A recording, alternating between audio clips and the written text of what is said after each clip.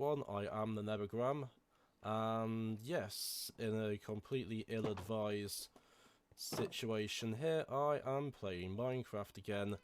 Not just Minecraft, but the same single-player Let's Play world that I started almost 9 years ago. In fact, almost 9 years ago to the day. I've put videos of this world on YouTube plenty of times before. I've taken them down plenty of times before. They're pretty much all down at the moment, but I'm bringing them back this one last time for one very good reason, and that's because I just passed 10,000 in-game days in one world. To put that in perspective, that's about 28 real-life years. And to put that in further perspective, I need a life. This is the one world that I've been playing on. I had a single player survival world before this. I didn't really play on that much. I started this one because the first one I basically tried to set up a base in a unlit cavern and it went about as well as expected. This one, however, went a lot better. So I'll just set my spawn here. And awakeness. And on day 10,001 I shall give you a tour of this base. As you saw from the intro, it's a bit big. It would take roughly one in-game day to walk all the way from one end to the other. And I built it this way because I like being really ostentatious in things that I do in video games, especially Minecraft. But first, just a word from our sponsors. Before we begin, I feel I should get some of the inevitable accusations of clickbait out of the way first, not least the fact that I'm standing in front of these faces which make this video look even more clickbaity than usual. This world that you see here was entirely made in survival mode. There were a couple of modifications, a couple of data packs that I will come to later on in the video, just to prove that we are in a non-cheaty world. There, that does not do a damn thing. The world that you're going to see the video recorded in, and the bit that the intro was recorded in, that was done in the backup of the world. That I will acknowledge that throughout the video. And I know that this isn't the biggest or the best world ever, even survival terms. That's not the point. It's my video, it's my world. I want to show it off because, as you can see, I have legitimately reached 10,000 in-game days. So, without further ado, and because my voice is going to get very tired by the end of this video, let's crack on. And with that unpleasantness out of the way, obviously a channel like mine is never going to get sponsored by anybody paying me actual money. I'm going to go ahead and show you around this base, going from the eastern extreme over here to the western extreme all the way over there, which is about 14 to 1500 blocks away, which is about a mile. As I told you in the disclaimer slash promotional, whatever you want to call it, this is a backup of the world. I can go into creative mode if I want. I can't do that in the actual downloadable worlds that you're going to get the download of, because I want this to be pure. It also means I can just do silly things like this and set this flying machine off going. The reason I've got that there is because I have plenty of other supplementary bases around this in-game world, and I'm only going to show you this big one first because this is the one that I'm proudest of. It's the one that I started building maybe 100 in-game days after the start of the world. I don't know exactly. I've got some old saves, so I may go through some of those at the end of the video. But yes, this is Fat of the Land. It's the same one you may have seen videos of. You probably didn't, but you may have seen videos of like 9 years ago. It's still going. It just passed 10,000, well, 10,001 in-game days. And I want to show it off. So this is the building philosophy that I've sort of gone with. These sort of squared up ring type enclosure things that basically hold all the little builds that I have, little and not so little builds that I have in the world. This is the same rough size as virtually all of the ones that you're going to see in the video, and this one out here is what I call my green district. This thing here that looks a bit like a card table is going to be a village. Well, I say a village, it's going to have a bit of a twist to it. I'll leave it at that for now because this world isn't even remotely done. I could go another 10,000 in-game days and not finish all the projects that I had planned for it. Such as this one here, which is going to be a underwater base, because what says ostentatious like an underwater base at a Y of 215? It's part of the reason the not beacon, conduit, got the name there eventually, part of the reason the conduit is here just to make it a bit easier. This griddle down here is just in case you feel like you want to swim down and plummet to your death. But anyways, enough of this for now. It's not finished by any stretch of the... Which way am I going? This way is the wrong way. Over here is another project I have going. This is going to be a tower. It's going to corkscrew up with stairs like that. Just go around and around and around up to the build limit. So it's going to be a fairly tall tower. It's going to be even taller once 1.18 comes out. So I'm a bit disappointed that they haven't got the extended height limit in 1.17. Because I always thought 256 was really far too low, especially for some of the things that I build. Over here are signs that sort of give clues as to things that I'm going to build in the future, but like I said, that's the future, so don't worry about that for now. This is a big ring, and it is part of the lore of the world. Basically, something this ridiculously big and ostentatious has to be powered by something equally big and ostentatious, so I went for an artificial sun, because why wouldn't you? Down here are the bases, not weird checkerboards, they're bases of small, fairly small trees. They're only going to go up about 60 or 70 blocks in height. But to make up for that, there's going to be 4 of them. I haven't decided what I'm going to put in them yet, hence why I haven't started building them, but they're going to be part of the lore of the world as well, just for fun. Over here, there's a Nether Portal. I'm going to go through to the Nether in a bit, show you what I've been doing through here, but we are into the industrial district now, as you can tell by the fact that the style of the tubes have changed from glass or glass and magma or glass and stuff into glass, water and stone brick. If you see stone brick, that means it's the industrial area. And we've got lots of industrial farms over here, including a few I haven't built yet, like this ice farm, which is conspicuous by its absence. That ring is empty because I haven't quite decided what to do with it yet because of that, which I'll come to in a bit. This is my villager trading hall. Not my main villager, one of my main villager sort of places here. In here I only have librarians. I've not got all the librarians I want just yet, but I've got a few good stuff ones in here. Feather falling there, fortune always useful, infinity, multi-shot.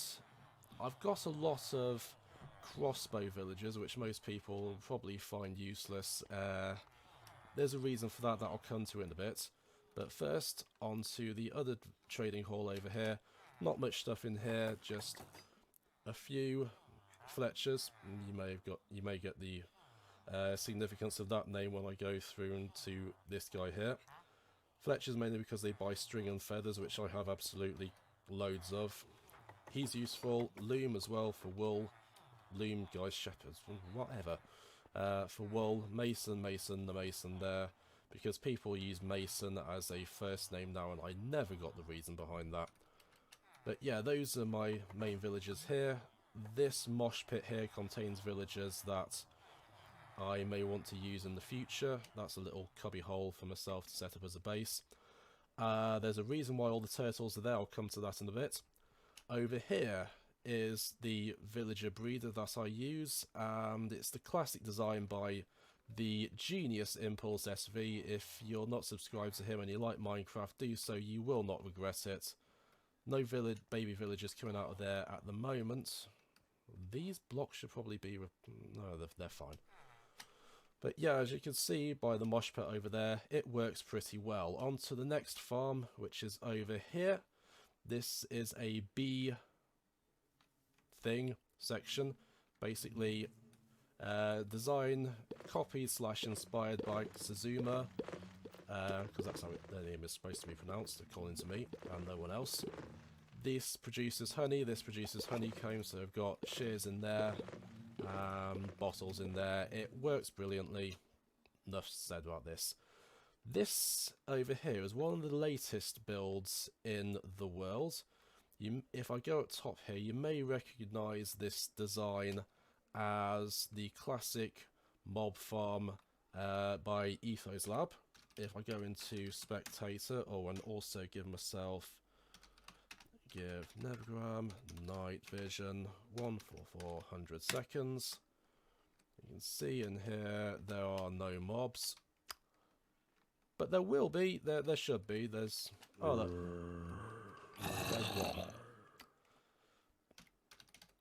I know this seems a bit lame, but the actual mob farm itself works well as a mob farm.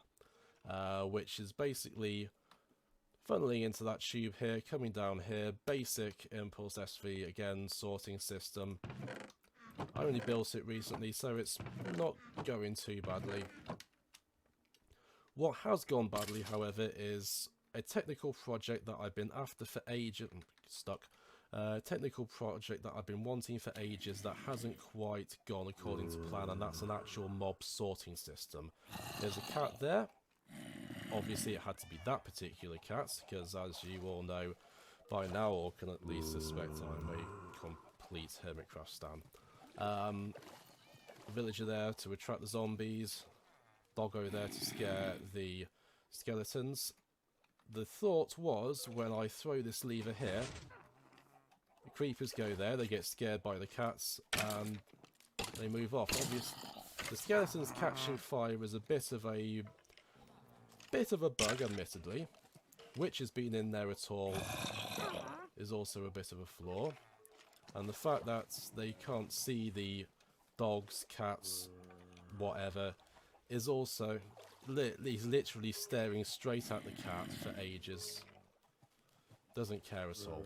So yeah, this hasn't gone brilliantly according to plan.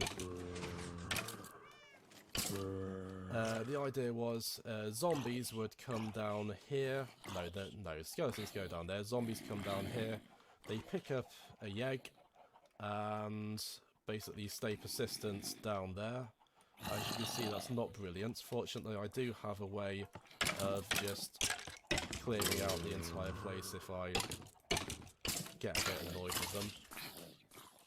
Creepers come down here. Blop, blop, blop, and I would essentially lure him over here somehow and dispense that to name a creeper. Unfortunately, that also triggers the lava as well. I obviously need to beta test this a bit better, but whatever. Don't know if that witch is going to survive or not, but whatever. This is the backup world, so who cares? Skeletons, same thing. They come down this little Willy Wonka chute here into the box here. There's one in here. That name's the Skelly. Where's the... oh, right. It's underneath. That's the emergency kill Skelly button.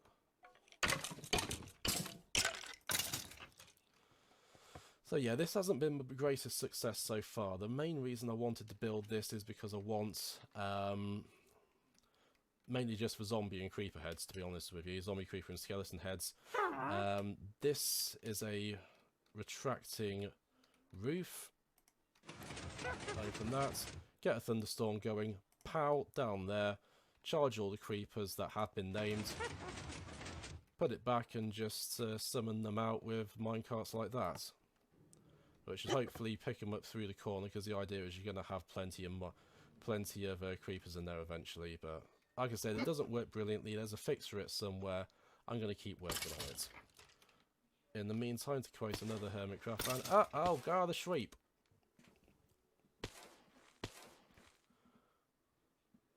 which takes ages in this world because it is lagged all to hell. Anyway, moving on to... crashing into the ceiling of my builds again. Moving on to the next farm here. Very simple, fox-powered berry farm. The lazy orange derps, when they're not sleeping, just go around, pick all the berries. There are mine carts. Trust me, there are mine carts underneath. They pick them up. It's not hugely efficient, but it gets them. It's not like I use berries for much anyway, so doesn't matter. This ring over here is currently empty. Used to have a concrete maker in there, but I've since downloaded a few data packs, which I will be getting to in a bit. The reason these turtles are all here and they're congregated here is because of this. This is a turtle Scute farm. If I remain silent for a bit, you'll notice there's no sound of the chest opening or here. This is just a basic vine farm, uses bone meal, simple. I decided that I wanted this farm to be super efficient, so I wanted loads of turtles to breed, and as you may be able to tell by the entity count on F3, I went a bit overboard. So I decided, what the hey, I may as well just kill off a few of them while I'm at it. I forgot this sword has sweeping edge on it, and to put it in perspective, that happened. Turtles went absolutely everywhere. A lot of them fell to their death, like... oh my words, that's tragic and hilarious at the same time. A lot of them remained in the complex and they're sort of apparently killing each other. But yeah, a few of them ended up down here. This was meant to be a bone meal powered seagrass farm, but you can't actually bone meal from underneath if there's water on top. I think that's the reason anyway, but whatever, it doesn't matter. Down here, very simple root farm. Bone meal powered, mates, roots, broken off by sweepers, and there are minecarts underneath. Great to collect all the stuff. This circuit here is an eco design. You're going to be seeing a lot more of this stuff in this world, trust me on that. But over now to something that isn't an etho design. I believe this is actually made by JL2579 originally. That's a basic portal powered piglin farm. And if we go down here, collects all the stuff, filters out flesh and gold, and simple that really. Sell all the flesh to him. Yeah, that's all that really needs to be said about that. Over here is a farm that I use quite extensively. Some of you may recognise, especially if you're Hermitcraft fans, because Suzuma built this in Season 6. This is the Double Moses Raid farm. The way it works, if I just head down here and give myself, in fact, give a Nevergram, or what is it again, Bad Omen. Bad Omen, and just hop in here, triggers a raid up there. All the what they call pillagers, nasty people, evokers, witches, whatever, are going to spawn in up there, and when that raid bar goes black, I'll show you exactly how this works. You can see them all underneath there, they've already spawned in. Ravagers will all eventually get swept into the left there and killed. Occasionally Ravagers get yeeted out the side there, but that's why there's this massive cushion there. I used that once and the Ravager literally landed right next to me, and I thought, okay, maybe my character should be wearing brown trousers instead of blue. Yeah, the raid's gone off now. I know, it has gone off because I'm out of range. It will go off now when it's through to the wall down there. You kill them, because they're abandoned, and there it will set up another raid and repeat ad infinitum. Simple as that, really. This is the Double Moses design. Check out his video for how to build it. I highly recommend it. It's been very useful to me over the years. Over here is a simple one bam bam bam bam bam bam bamboo farm, and works on slime box sweepers. You can I have it set on manual, so you can set it on automatic using etho hopper clocks like that one there. If you don't know how to build an etho hopper clock, it's probably the simplest thing in the world. There are tutorials everywhere, not least on Etho's channel. But yeah, collects them all, boxes them up for me in a Shulker Box Loader, with design of which by someone I can't remember right now, but yeah, it works well. Got me plenty of bamboo over the years, which I use in my next build over here, which is, I quote unquote, super smelter. There's more bamboo in those little cartridges down there and in there, just to keep it fueled. This super smelter is my own design. It's only got 30 cells, but this is a single player world. I don't need much more than that. And because it's my own design, it's been rebuilt and redesigned about 5 million times, and it's never worked properly. For example, I used to have a furnace there, but because the minecart takes time to get up to speed, it would drop off something like 5 or 10 things to be smelted in that first furnace, and the same over here as well. So it only works on 30 cells now, but it works well enough. It burns things, and that's all you can say about it. This is a Shulker Box Unloader design. Again, I can't remember who. That Shulker Box, I can't actually... Okay, I can open it now. It's got bamboo in it. I'm breaking stuff in this world because it's a backup, so whatever. I did it that way to show you what this is all about. This is a smooth stone generator. There's lava in there on top of a water source. I'll turn this off as well. One flaw of this design is that if you turn it off, you have to wait for that redstone line to be lit, otherwise it breaks a bit. Anyway, in here, lava flowing over water there. There's a water source on the other side there, so they join together, make a water source, lava flows over it, stone comes out, gets pushed down into a large block there. You get your silk touch pick out, and you just go ham. Simple as that. Oh yes, a few more things over here before I get back to the other things. As you can tell, I'm not very experienced on this whole YouTube content creation thing. This is a Cactus Farm, typical mumbo jumbo design, cactus sand string, everybody knows the song. Down here, it all filters into furnaces where it gets smelted up to get me some good XP. Keeping it fueled is a bit of a challenge at times, but again, I'll show you how this works, because as I said, it's a backup world, so I can do stuff like this. You flick the lever of the one that you do want to take from, go into survival just to make it a bit easier. And then once you're in there, get the thing you want to repair, grab the die, lots of levels, flick that off, move the end rod along just so that you know which one to take from next time. Simple as that. Back into creative we go. There's also additional bamboo cartridges down there to try to keep it fueled. That isn't remotely enough to fuel that, by the way. Up here is a small kelp farm, which again used for fuel. That's a bit more successful. Kelp goes in, gets pushed up to the top here, flows out into the hoppers. Simple as that. Moving on. Phone going off. This is a similar kelp design to the one that you just saw. I use a lot of...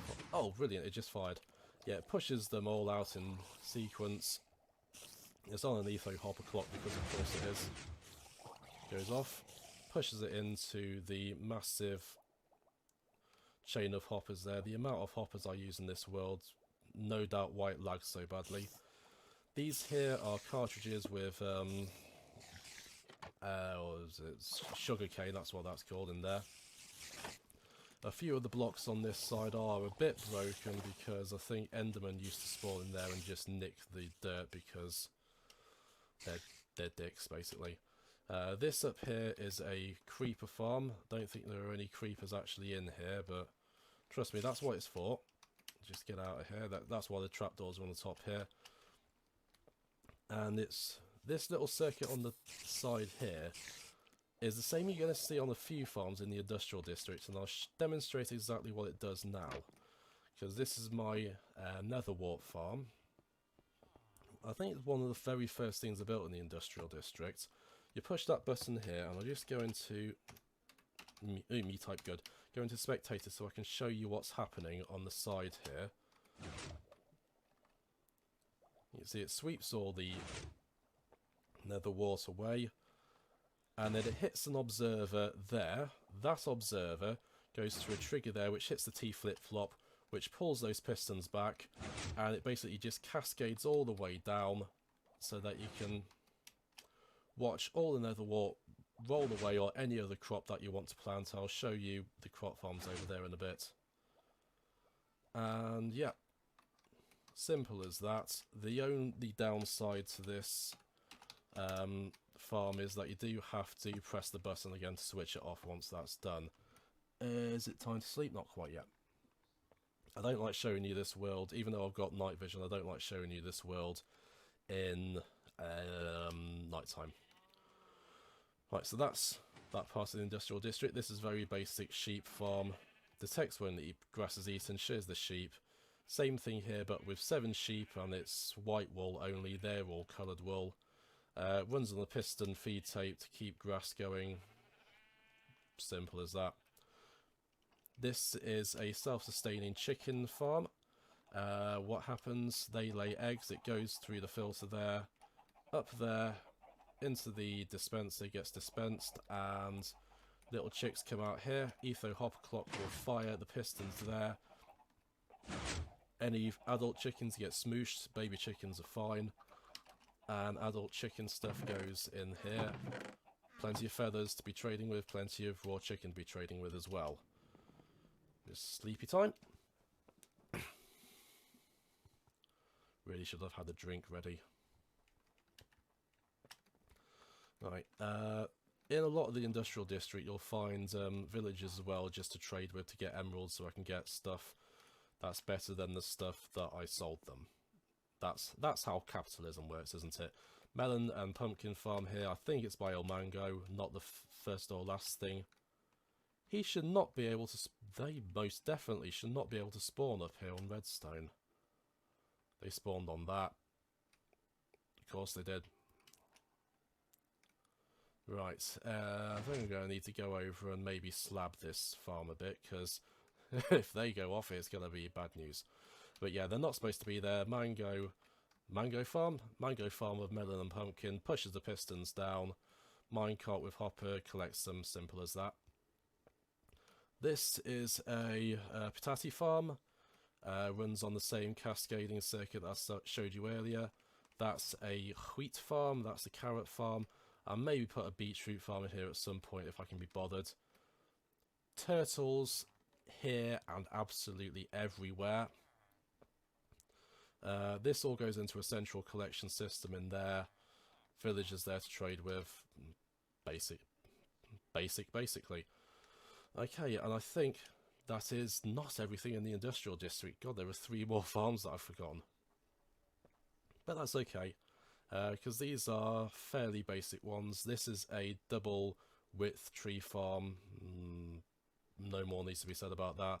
Water sweeps the saplings and the wood away into channels. They go down here into hoppers.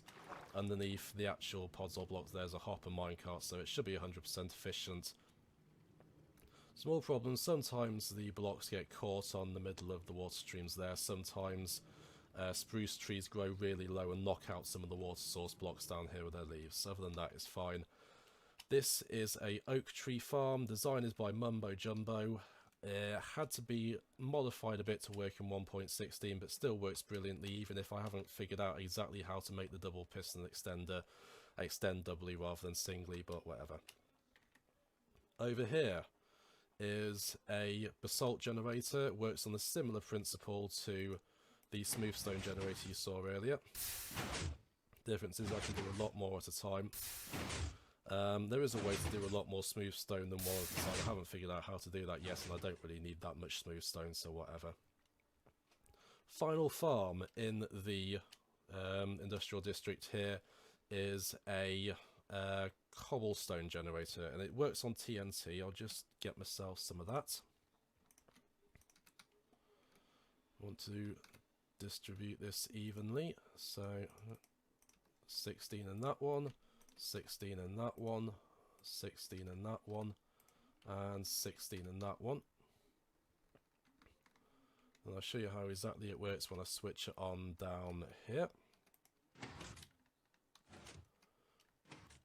So that pulses through, that will pulse through the pistons to make them fire, and it will switch on the copper clock up here, and it will detonate all the cobblestone down there. So we're going to do something what would normally be very suicidal. Throws at the cobblestone, pistons push it all down. I don't know why that always remains, but whatever. 4 at a time, when you get a nice huge blast of cobblestone each time.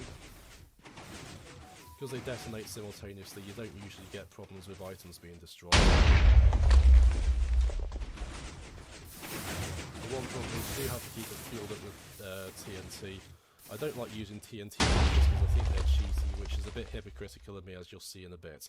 But that's all that's done in the industrial farm for now. These are new rings. There's one on the other side of the industrial district as well. These are new rings that built a while back.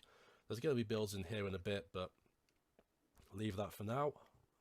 Over here, this is a major project that I've been working on. This is my minigame area that will eventually have some minigames in it. You may notice that it is saucer shaped and it is made partially out of gold because I'm a bit of a Final Fantasy fan as well, and I couldn't not.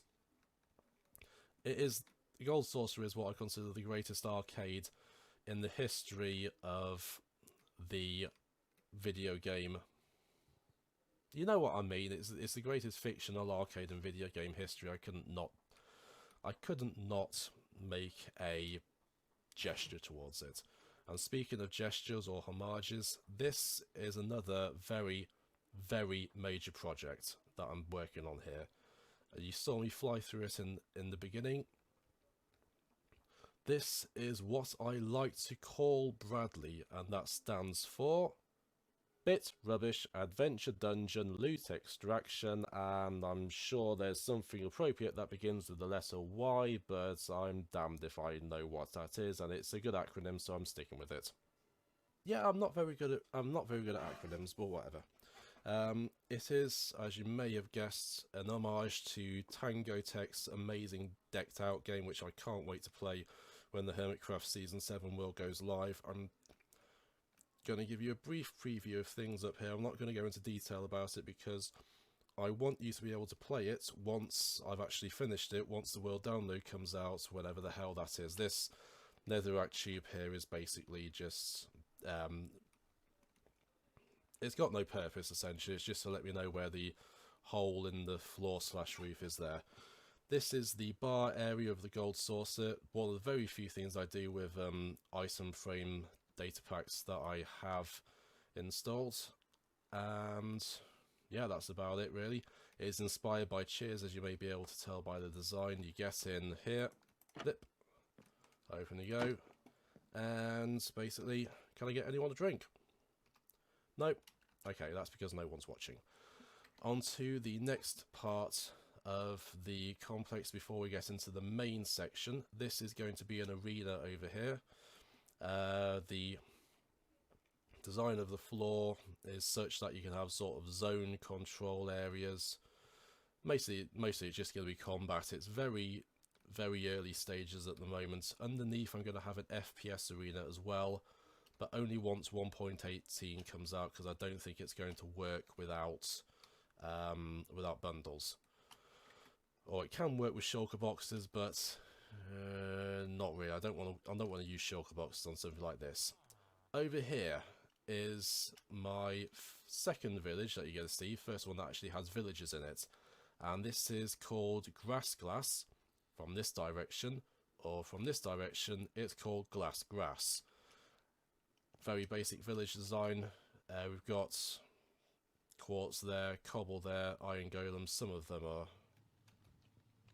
Stop looking at me. Some of them are naturally spawned, some of them I've put in, and basically villagers. Craig's got a job. That cannot do. You're called Cray because you're permanently unemployed. Knobhead. Anyways, this is basically just a decorative thing. Moving on, and into the actual complex itself. There are various bits of the complex. We've had the tower section, which is the green bit way over there. No green bit, yellow bit way over there. It's yellow. You'll see why I call it yellow in a bit. Then we have the industrial area, and this is the main area. Starting up here with the tree. This tree is fairly big. That was the height limit we were at up there. This is the canopy that I've sort of been expanding and needs a lot more expanding, and it goes right all the way down to here. And we will go into the tree in a bit once I've shown you just a few things here. This is bulk storage. In there we've got tools and armour, and we've got villagers as well to trade with. Get back to work. In here is food, hence why we have, if we go in here, hence why we have all the comically named, kudos if you can get why he's named that, by the way. He's a fisherman, that's the clue. All these comically named villagers in here that I trade with. Some of these villagers are old. Bob there, I think is... No, I don't think... I think Owen here. Yeah, he's an old style villager, so his trades don't go down to as low a price when you got Hero of the Village, but you can trade with him pretty much infinitely, so it's sort of double-edged sword there. Hero of the Village I get from the raid farm. That's the only time I trade with villagers, because you get best deals, basically. Simple as that. Here is bulk block storage with 5 more masons. Bulk block storage for various blocks down there. Even bulkier storage for the 7 ones that you get the most of. Stone, cobble, dirt, sands and stone, gravel and netherrack. Everything else is stored. This bit got expanded for 1.16. You can tell it's got all the new nether blocks in there. I'm going to expand it again for 1.17. Don't know how, don't know where. Because this whole bit here is floating on top of a very flat cloud. That's what this is meant to be anyway. It's casting a hell of a shadow below, or it would be if I didn't have night vision on. But just trust me that it's meant to be a cloud. The reason I've got so much white wool over there is because I'm expanding it. Anyways, moving on the outside of the tree, basic purpur farm here. Flick the lever, washes all the stuff away. It's not going to store any of it because it's pretty much full already, but whatever. There's a giant tree there for some reason. On the other side, we have crashed into one of these many spheres that you're going to see plenty of. On the other side, basic dark oak farm. Not much more needs to be said about that. Up here, there's basic kelp farm, basic pickle farm, vines, cocoa beans, bit more cactus. This is a boat thing that managed to kill me once. I will show you how I did that. I've just got a message from someone in a different... okay. That's got out the wrong way, but trust me, it did kill me plenty of times before. Mainly because I went that way and sort of landed on a tree.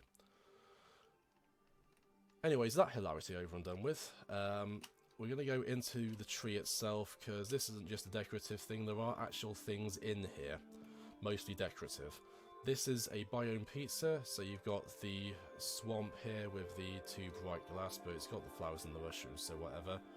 You've got the cold bit right next to the warm bit, because this world takes place in the same world as the Genesis planet from the Star Trek 3 The Search for Spock, and a birch forest, because why not? Up here we have a nether section. Bloody hell, these... I did not build this staircase well. Up here we have a nether section.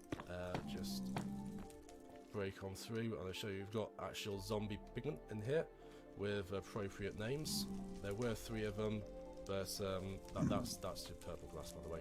There were 3 of them, but one of them died somehow. Don't know how, don't care how. I'll seal that back up. Up here we have an art gallery. because there's no reason to have one, but it's ostentatious and that's the theme of this base. This is the little flower garden here, some rabbits in there, why not?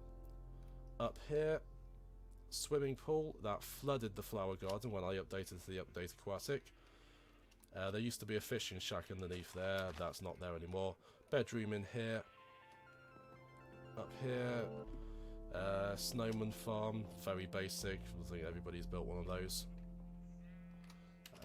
Over here, I'm rushing through things incidentally because of just how much there is to get through. We're already 2 in-game days into this, and yeah, it's pretty silly already.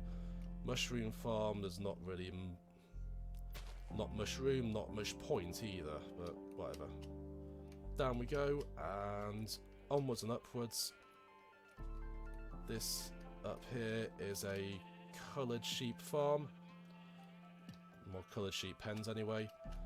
This used to be a sort of seed farm type thing. It's long since broken.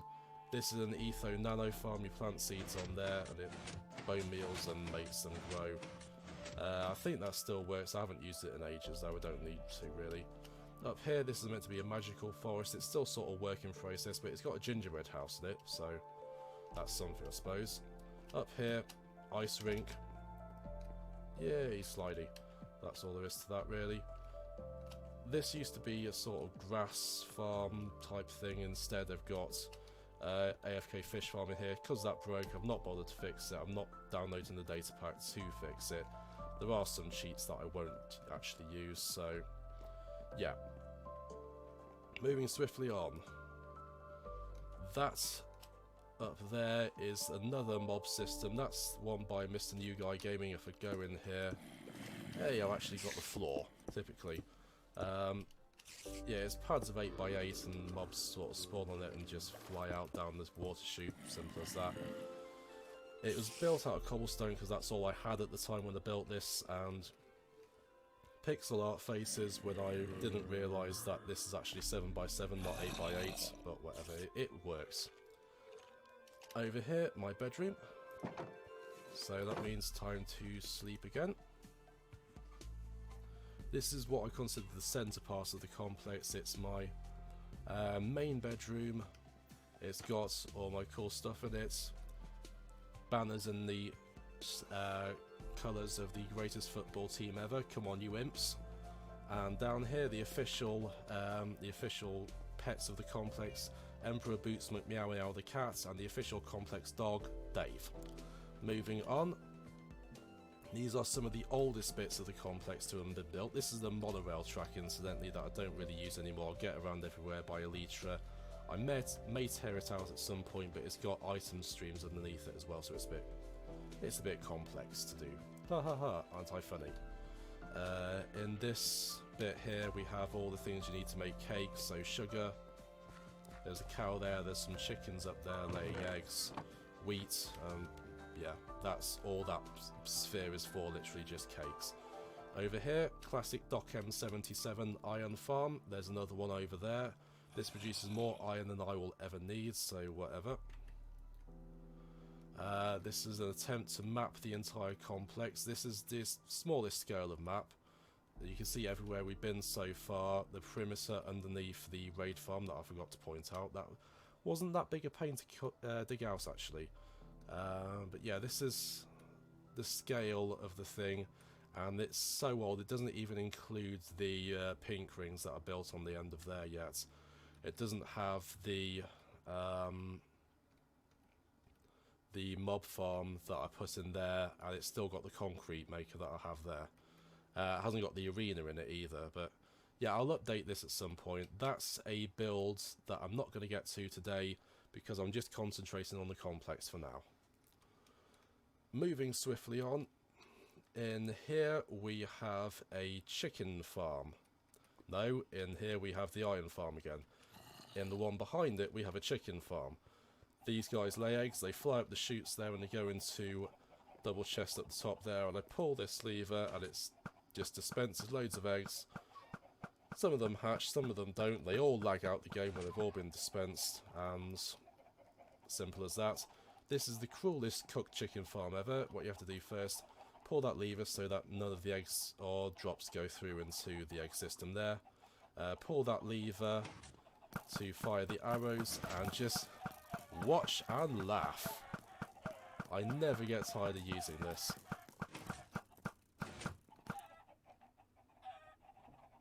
Very funny. Right, next bit is over here. This is a workshop. Used to be my furnace array, which I haven't actually shown you. I forgot about that, god. Yeah, workshop full of various bits of workbenches that I can use. Furnace is in here. That's finished smelting all the kelp that I use in there. And in the bit that I will have to show you now because I forgot originally, which is, come on, up here. That's brewing sphere. It's got all the stuff you need to brew. Soul sand, on which a creeper once spawned, blew up a chest and cost me an entire double chest worth of nether wart, which I was very annoyed about. This is the Loom room of doom in here. Wool from a sheep, various dyes. There's a lot of dye in there. I'm just going to put other farms in there at some point. I think this is in the forest biome, so you're not going to get many different types of dye, but whatever. Furnace room in here with a slow smelter up the top, but it's slow, but it does the trick. Next we have my original storage sphere in here. This was one of the first things built in the complex. It's still the original floor. I still use it for storage, with a exception of bulk storage. We've got loads of stuff in here, shulker boxes, valuables in here, lots of diamonds, well, some diamonds, quite a bit of netherite. Helps when you're the only person strip mining the world, I suppose. Pumpkin and melons there, manually done. Wheat there, manually done. Bamboo there, manually done again. Other crops, potatoes, carrots, beetroot. That's my manually done sugar cane farm. A Scrabble board because... Anyway, over here is a manually done mushroom farm. Various livestock goes in here. Rabbits. Lazy orange derps. Down here, parrots. I'll show you those in a bit. There's one polar bear up here. Oh yes, sorry. Down here, just to prevent them from escaping, we've got parrots, and come on. In there we've got dogs, and in there, if I can stand the god-awful smell of piss, is about 500 million cats, including, of course, the cat. Over there, bees, pigs, sheep, cows, mushrooms, including, of course, the mushroom.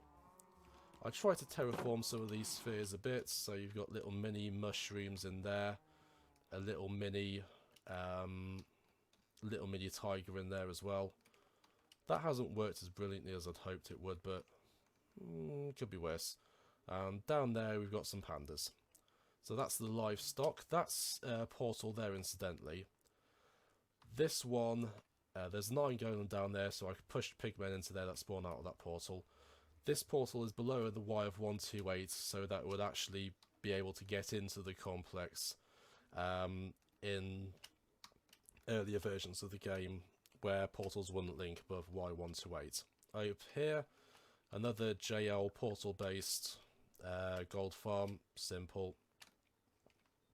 Here's my library, which of course has a cat in it because it has to have a cat, I think. Down there, that's just how you get to the Scrabble board. These are all full of books which do have various different uses. That's books for literally right in front of me for tridents. This is for crossbows. These are for swords here, so you've got a little sign of what each thing does here. That's just basically sharpness. That's basically power for the bow. That'll be punch for the bow, flame for the bow, and so forth. Obsidian means unbreaking. Bottle of enchanting means mending. Simple as that. There's nothing that exclusively goes on trousers, so it's just more boot stuff, mainly just soul speed from the piglin farm. I will show you in a bit. In there, that's just a disenchanting room, and there is an enchanting room. Down here is a villager, an old style villager that has mending for 14, but that won't change with Hero of the Village. But it's still not bad, mending for 14. I have got better though. This is storage for the mob system. In here is another old style villager named Richard O'Brien, because, I mean, look at him for God's sake. He sells glowstone 3 for 1 emerald, and you can buy absolute stacks off him. So that's a cheaty villager I intend to keep around for a bit. And before I move on, I may as well talk about some of the cheatier stuff that's in this world at the moment, namely the data packs. So I shall pause the game now. Options. No, resource packs are not the same thing. I don't think we can actually access the data packs in this version. But never mind. I have various data packs enabled that just make things a bit less annoying. So you got things like Anti-Enderman Grief from Xazuma, and some additional recipes. A lot of the vanilla treats are in here as well, and a few of my own that I like to call vanilla adjustments. So you have, actually I'll go over here, it will be the perfect place to show you, just things that make life a bit easier, like being able to craft feathers into string. So if I'll go into survival to make this. Yeah, got feathers here. I can craft feathers into string. I can also craft arrows into sticks just to make things a bit easier, because you get so many arrows from skeleton farms, it's just ridiculous. And another main one I have, I tried to fly there for some reason. Another one I have in here is being able to craft cobblestone down into gravel, craft gravel down into sand, so you can have renewable glass that way. And I've done it again. I'll go back into creative work. If I can type properly, I'll go back into creative mode. And another one I have is crafting TNT out of clay, which makes more sense anyway, and also makes TNT renewable. It's just quality of life stuff. I don't have anything in there that will give me unlimited netherite or unlimited diamonds. I'll just adjust my headset, sorry. But I do have some stuff that I've taken advantage of having a very old world that I'll show you in a bit.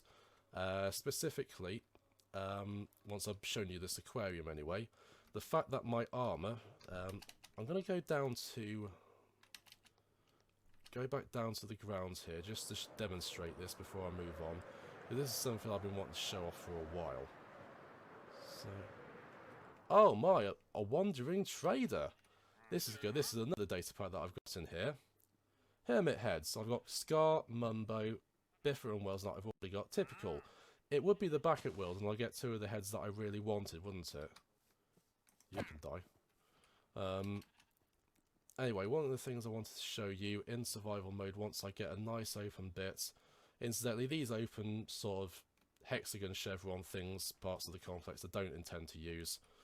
They're just there to make things even bigger and ostentatious. I'm going to get me one of these. Actually, I do need to be up here for something. But yeah, I'm going to... The one farm that I didn't show you in the industrial area is the one farm that I want to show you, because it's got something in it that I'm very eager to show off. It's not this, but you may be able to tell where I'm going. Brown mushrooms. Yes, you get brown mushrooms, of course, by striking mushrooms with lightning. And you get charged creepers by striking creepers with lightning.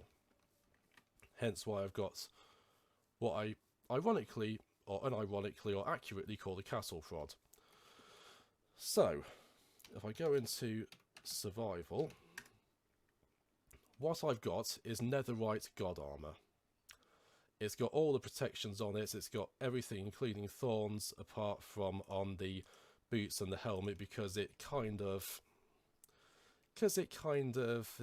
got a bit, what's the word, overloaded with enchantments. But netherite god armor is very powerful. Watch this.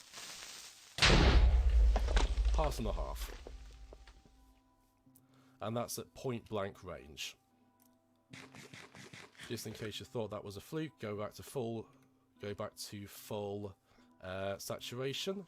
Hello. Heart and a half again.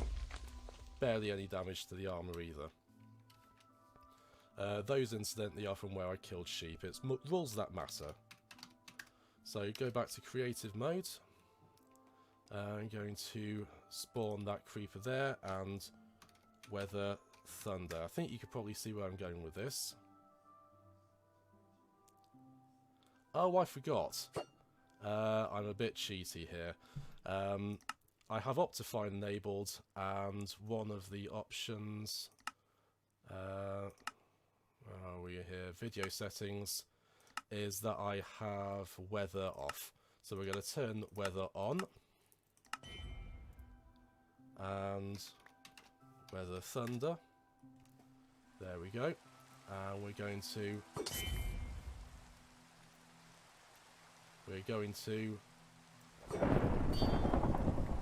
light this guy up. There we go. Right, now this could possibly go very badly for me, but whatever. I've got my full armour on.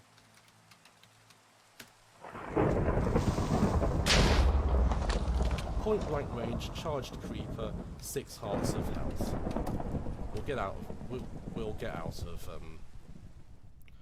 of survival mode now, I think. Anyways, moving backwards, we're going to show you now why I'd have weather off once I've slept. There's going to be a bed around here somewhere that I can use. Because it's always good practice in a mega base like this to have beds all over the place. So, sleep first.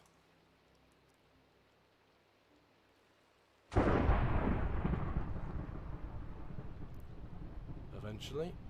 That'll clear the weather out as well.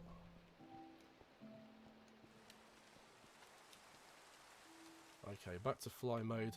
And this is why I don't like having weather on, because it leaves snow patches all over your world.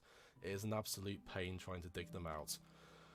Anyways, we've moved past this bit of the complex now, and we're over here with a giant Rubik's Cube, because why wouldn't you have a giant Rubik's Cube? And I think I haven't got my Elytra on. I should probably fix that first. This is all netherite gear, of course. This is a cheaty bow as well, back when you could have infinity and mending on it. You know, spruce didn't quite knock out the water, but this is a very basic tree farm. You take out the blocks there to sweep all the stuff into the water. Very simple. Another data pack I have, I'll show you over here. Once I've taken out all of the wood, is a very handy one, again by Zuma in vanilla tweets, is fast leaf decay.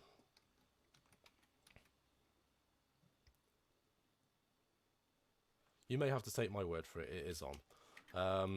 Another cheaty part of the world that I have in here, this houses my portal, and I thought it was always silly that you couldn't craft end portals, so I changed that, and this is the game where you can do that, so I have. So if you consider this to be modded, well, tough. Take that, whatever you are. This is meant to be an infinity floor as well, but it's very obviously just a few layers of glass and some end rods. And that villager just wandered through the portal and sort of trapped him in here. Over here, this is a water gyroscope, because why not? This is what I call the Tower of Power, but let's face it, it's more accurately called the Tower of Poor. In here, I just basically keep various things that don't fit anywhere else. Decentralized storage for all colour things, concrete, wool, glass. Down here is an underwater section because, well, why wouldn't you?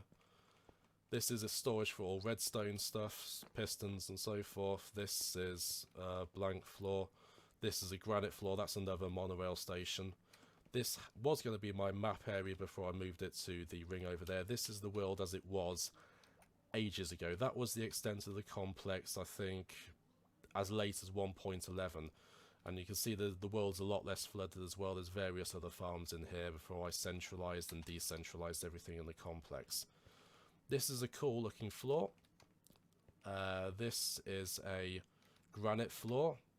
In here is a white void room, because why wouldn't you build one? I'm going to back out of there to avoid getting lost. This is basically the opening area of the tower. It's not finished, as with most things in this world, but whatever, it sort of works. Over here, we're getting into the sort of experimental stage of the complex now. Bits that haven't been quite finished yet, but are going to be, to be honest. This is another bedroom here, full of ostentatiousness. Horses, including, of course, the skeleton horse. I had to capture that when I got one. Over here, donkeys, because you have to have a donkey. It's the law. Ice farm, my own design, straightforward. Another village that I have named Nebergrad, because like most things that I build, the design philosophy is completely communist. This is lava storage. Down here, two things that I have started building. That I built ages ago and didn't have a use for it. I decided instead to make as a block museum. I'm going to put one example of every block in the entire game in here. So I've got stuff, even equipment will go in here, every example of that, and mob heads as well, and hermit heads. They're the only 7 that I have so far. Currently though, I've only got 1 block in here. I'll put more in soon, honest. This is going to be a vault where I keep diamonds and netherite. Not quite finished yet, but I've got plans for it. Over there is a drowned farm. It's not technically part of the complex, but I consider it to mostly be. That's a flying machine to get to the drowned farm and back again. That goes to the western complex over there, which is a sub-base that I will show you in the second video if I can be bothered to make it, if anybody watches the first one. That's a Quartz Pyramid. This is a giant over here. This is a giant ring again. That's going to have Mount Craftmore. That's way back over there.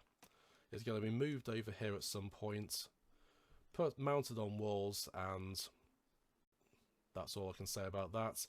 And finally, over here, we are going to get to the western extent of the complex with a couple of empty rings that are going to be filled up soon, and that's that. Over there, you've got the wide open world. I'm going to just demonstrate briefly why I consider this to be silly big. I need to get firework rockets for this. This is the Nether Hub for the complex, not for the world, just for the base. And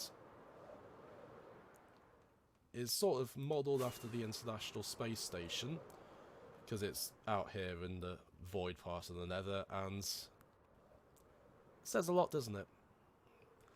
These Nether portals that you see sort of hanging off to the side, they go to the various different parts of the various sub-bases, various sub-complexes. That's the eastern one over there, southern, northern, western, way over in the distance. No, it's that one there, the cursor's on. And in this part of the hub, we've got Piglin trading section. Very simple. I think this is a Nembomb pigman farm that produces gold at an impressive rate. This hole goes to the bottom part of the Nether. Remove the concrete bedrock using the Impulse SV trick. And yep, if we hop in here, we come out here, and we hop back in there, we come out here, keep jumping in and out of portals, and eventually we will get back to where we're supposed to be at the bottom part of the complex, and that's about it. There are a few bits that I haven't shown you that have empty bits in here like this. That's not going to have a mention in it. I've moved that somewhere else, but yes, this has been the complex. I'm sure there were bits that I forgot to show you, like those llamas and that, what's the word, panopticon style base up there. But this is what I've been spending 10,005 in-game days building. I spent 9 years building this. I actually started on May the 17th, 2012.